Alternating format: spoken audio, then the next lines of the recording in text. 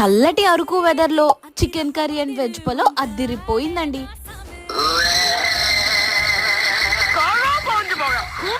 Hello guys, final గా అరకు అంతా తిరిగి కాటేజ్ దగ్గరికి వచ్చేసారు.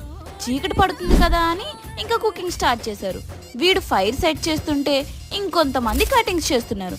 మరో పక్క మా జిమ్సన్ కండలు ఉపయోగించి మరీ చికెన్ మ్యాగ్నేట్ చేస్తున్నాడు. కండలు కాశ్మీరం muscles.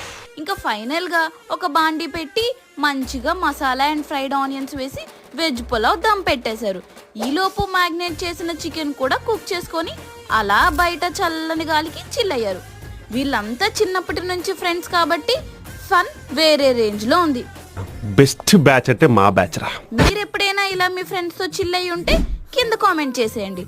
Araku full video link description లో పెట్టాను, చూసేయండి. వీడియో నచ్చితే లైక్ కొట్టి సబ్స్క్రైబ్ చేసుకోవడం మర్చిపోకండి.